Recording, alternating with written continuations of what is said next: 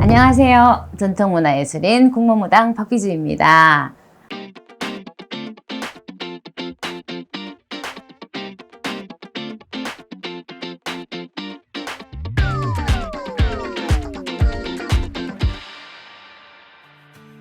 오늘은 네. 무당분들의 이제 이성관 혹은 뭐 연애, 결혼에 관해서 질문 드리려고 하는데 네네네. 결혼하셨나요? 저는 결혼을 했습니다. 어. 결혼을 하고 아이를 놓고 신내림을 했죠. 근데 혹시 이제 또 궁금했던 음. 게 왜 다른 종교인 분들처럼 금욕하거나 결혼 안 하시거나 이런 분들이 많으시나요? 좀 다른 점이 좀 있을까요? 혹시 상관이 근데 이제 이것도 개인의 차이는 있어요. 아. 개인의 차이가 굉장히 커요. 네.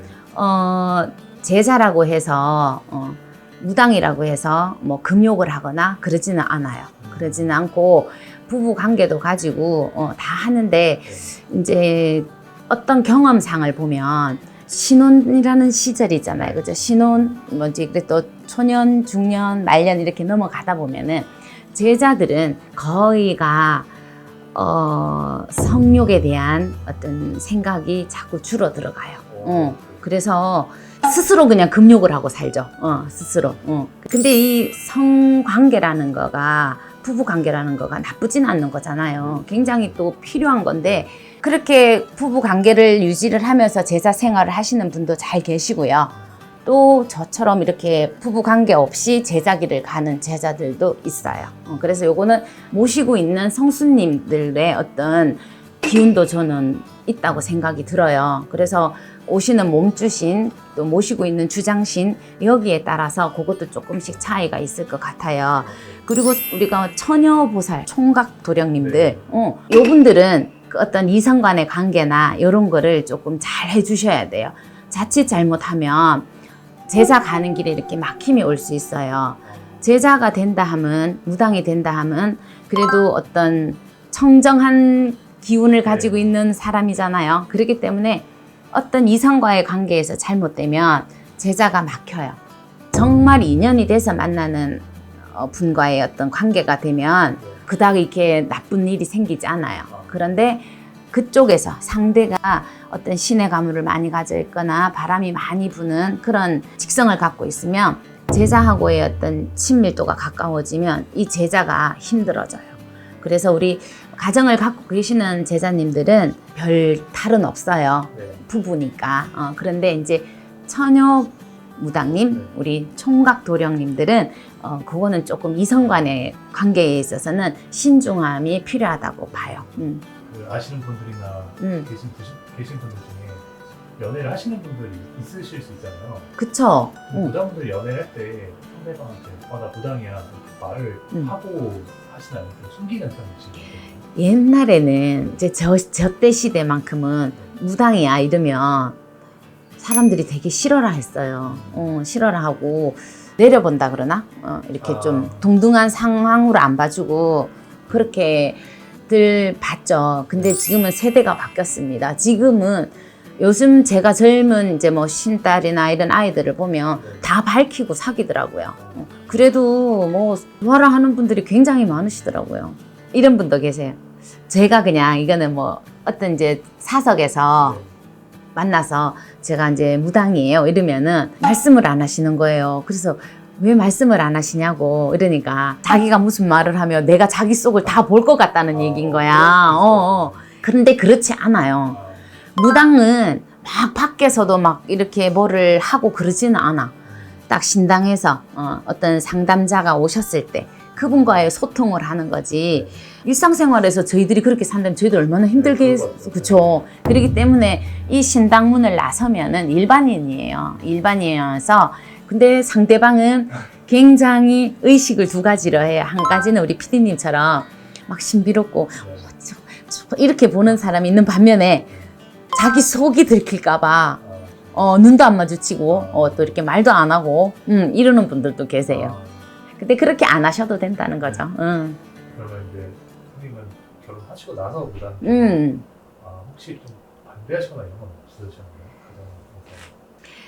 사실 저는 저희 부모님들은 모르셨어요.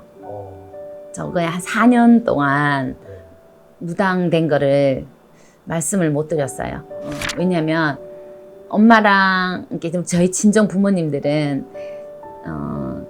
제가 유치원 선생님이었었어요. 그러니까 유치원 선생님을 하다가 어느 날 엄마 나 무당할 거야 이러면 저 부모님들 건강도 좀 걱정이 됐었었고 또 제 자신이 부모님들이 걸었던 어떤 기대치에 대해서 실망드리고 싶지 않았었어요. 그래서 한 3, 4년간 말씀을 못 드렸죠. 그리고 나서는 이제 뭐 막 내가 그러니까 힘들어요. 이게 가정주부도 해야 되고 제자도 해야 되고 또 상담도 해야 되고 이 역할이 분담이 굉장히 힘들어지니까 아이들이 있으니까 말씀을 안 드려갖고는 안 될 것 같아서 이제 그때쯤에 말씀을 드린 거죠. 근데 되게 감사하게도 그냥 잘 받아들여 주시더라고요. 근데 마음속으로는 굉장히 좀 힘들어하지 않으셨을까라는 생각이 들어요. 그래도 지금 이렇게 잘 보시면 그러니까 네.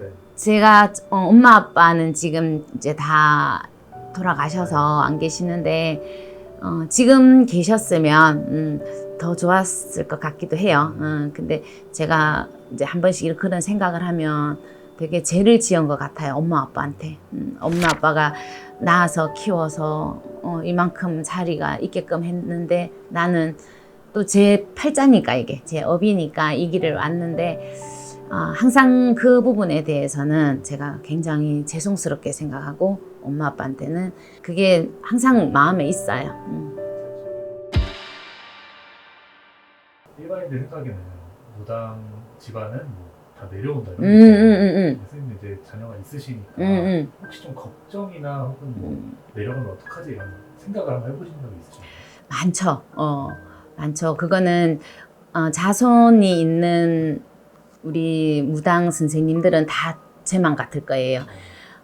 자식한테, 내 딸아이한테, 내 아이들에게 내려주기 싫어서 굉장히 열심히 기도하고 열심히 살죠. 그리고 이제 저희 나라 풍습에 강신무와 세습무가 있어요.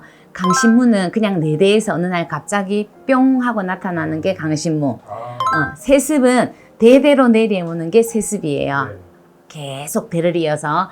근데 강신무는 굉장히 열심히 공부를 많이 이제 다 똑같아요. 제자는 열심히 기도하고 열심히 공부하고 열심히 나누고 섬기고 살아야 되는 게 제자인데 강신무는 조금 더 심하다고 보시면 돼요. 그게 세습은 내려오기 때문에 위에서 다 닦아주고 청소해주고 길을 이렇게 갈라준단 말이에요. 아가야 여기는 산길이야. 그리 가지 말고 여기 좋은 길로 가렴 하고 이렇게 어른들이 이렇게 밀어줘요. 근데 강신무는 어느 날 갑자기 짠 나 무당 됐어. 근데 무당이 뭐야? 아는 게 없는 거예요. 그래서 자기의 성찰 또 어떤 공부 기도 이런 거를 더 많이 해야 되는 제자고.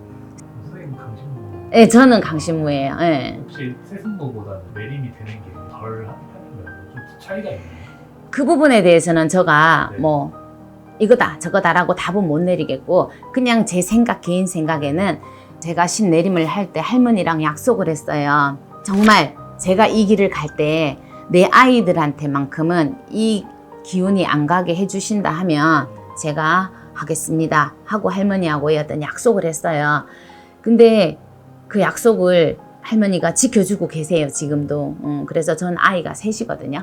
그래서 각자의 자리에서 뭐 자기의 역할들을 잘 해주고 있어요. 그래서 항상 그거에 대해서는 너무 감사하고 내가 무당이 잘 됐구나. 만약에 내가 무당이 안 됐으면 이 길을 우리 아이들이 걷는다 하면 얼마나 힘들었을까.